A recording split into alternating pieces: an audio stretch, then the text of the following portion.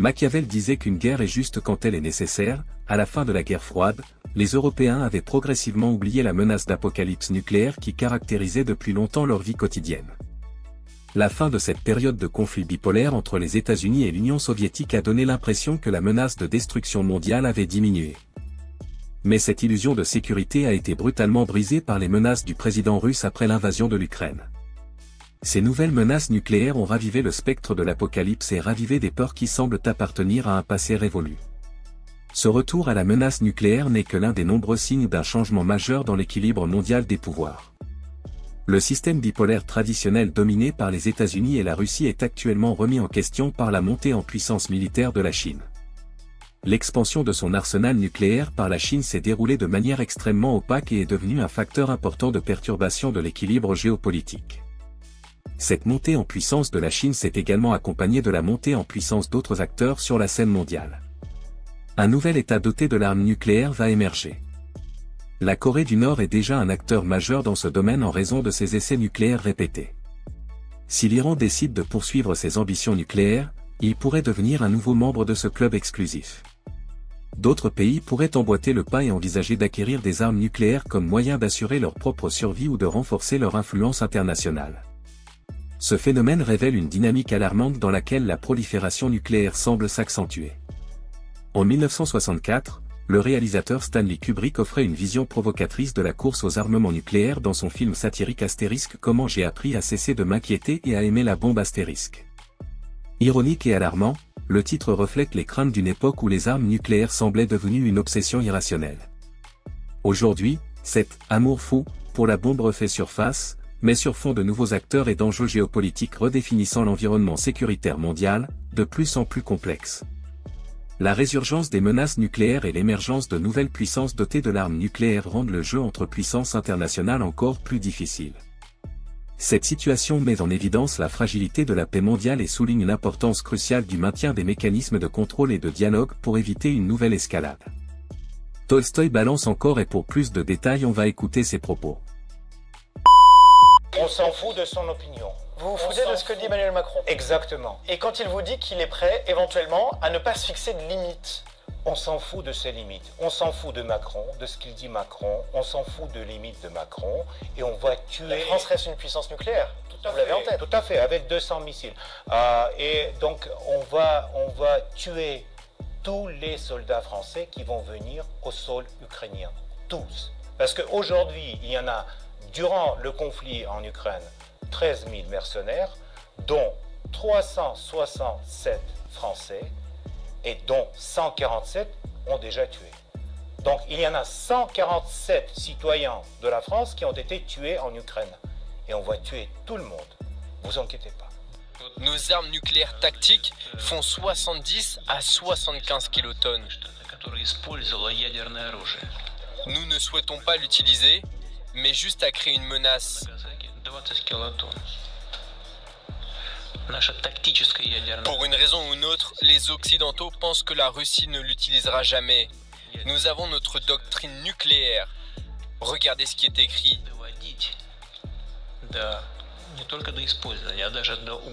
Si l'action de quelqu'un menace notre souveraineté et notre intégrité territoriale, nous considérons qu'il est possible d'utiliser tous les moyens à notre disposition. La Russie, c'est le plus grand pays du monde entier et c'est le plus grand pays de l'Europe. Un petit morceau de l'Europe qui s'appelle l'Union européenne, par rapport à la Russie, c'est caca de mouche sur la carte. Et donc, nous regrettons qu'avec nos voisins, nous avons aujourd'hui une période de relations comme ça. Mais la Russie reste un grand pays. Vous savez, quand les Français demandent « il est où la Yakoutie ?» Moi, je dis « écoutez, mais au moins, c'est pas poli. Parce que sur le territoire de Yakoutie, on peut mettre 3 fois la France. Mais les Yakoutes, ils ne demandent pas où est la France. Hein?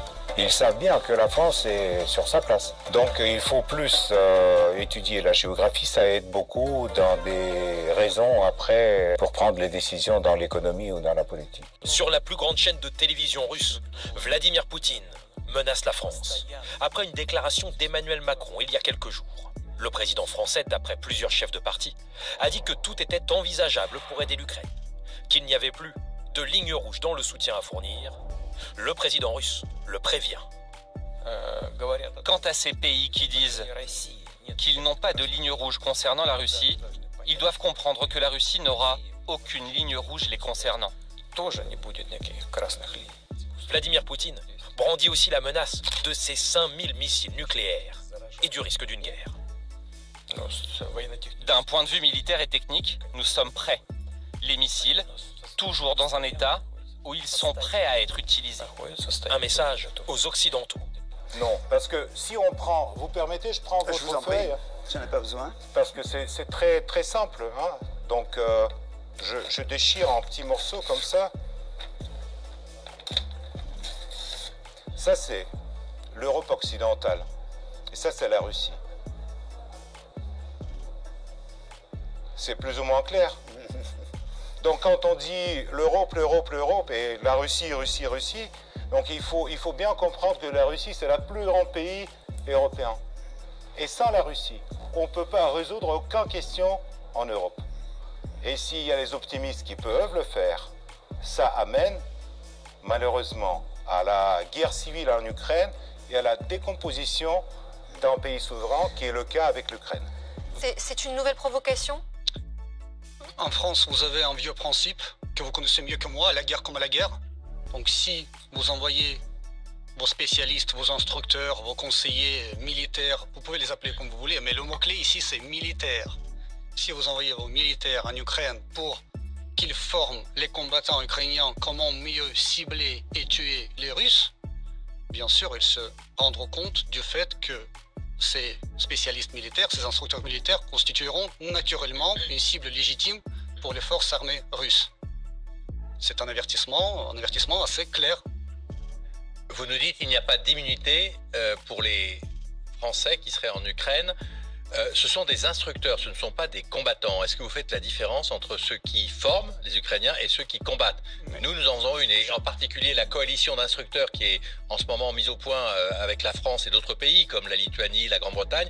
C'est une coalition d'instructeurs. Pour vous, c'est la même chose que des combattants? Ces instructeurs vont instruire les Ukrainiens, nos adversaires aujourd'hui, les combattants ukrainiens, comment mieux cibler et tuer les Russes. Qu'est-ce que vous voulez qu'on fasse?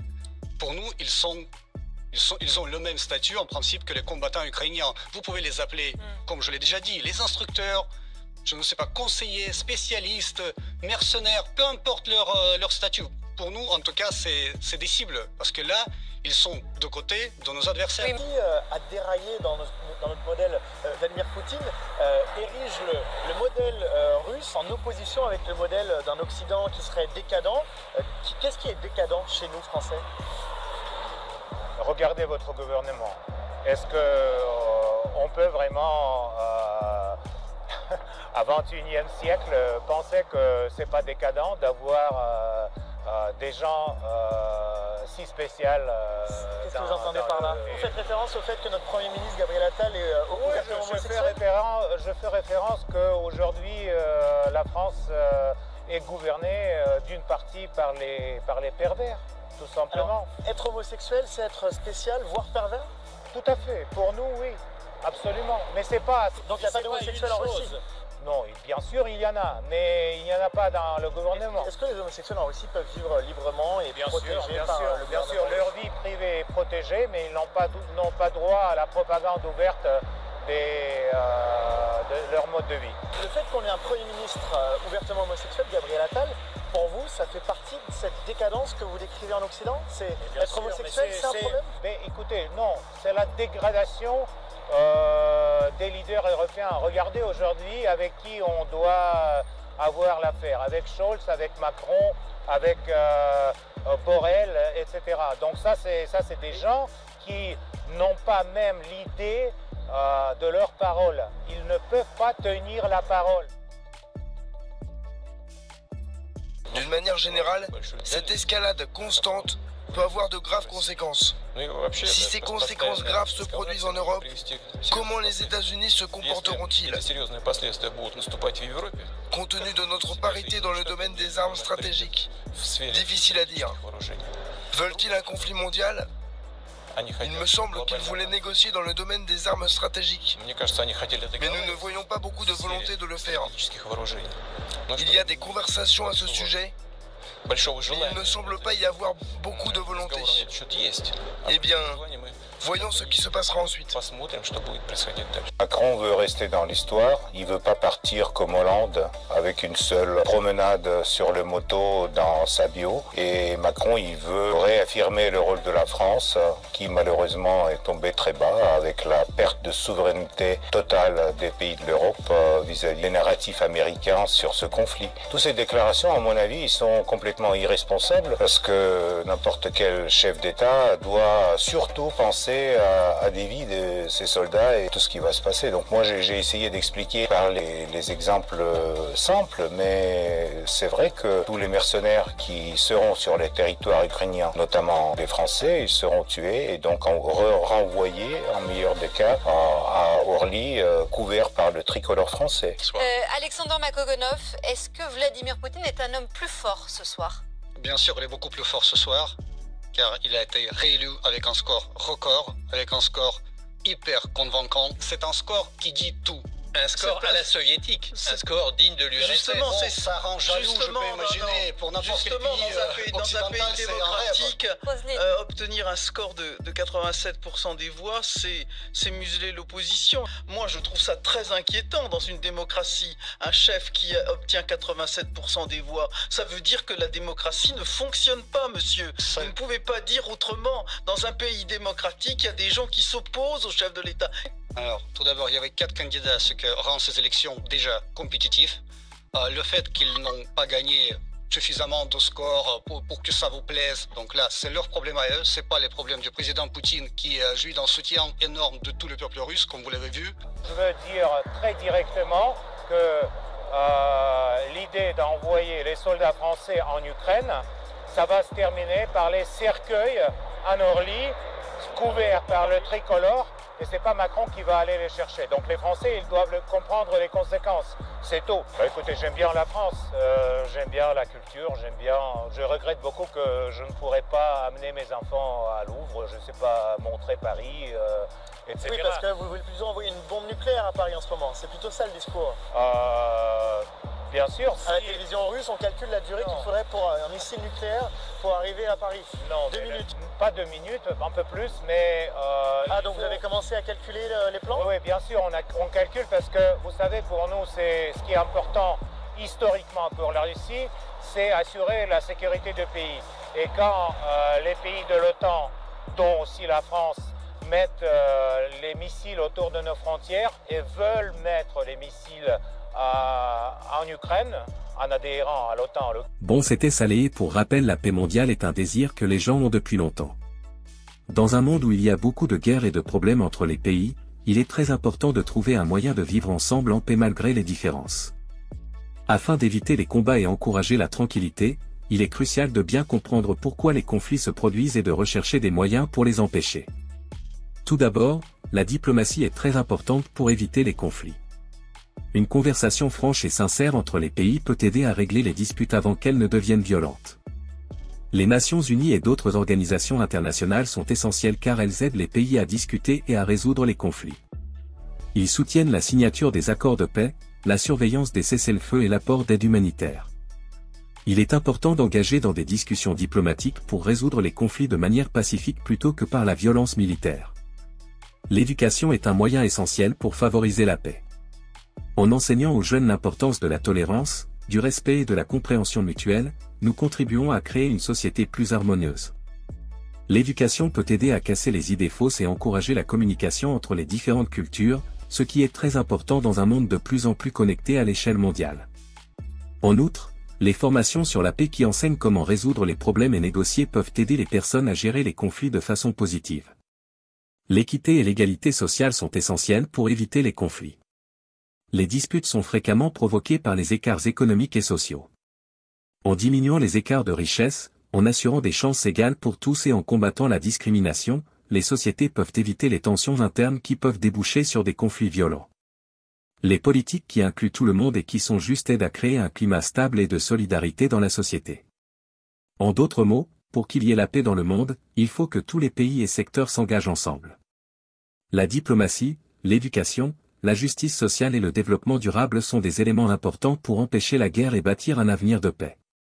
Les gens peuvent travailler ensemble pour résoudre les problèmes sans utiliser la violence et créent un monde de paix.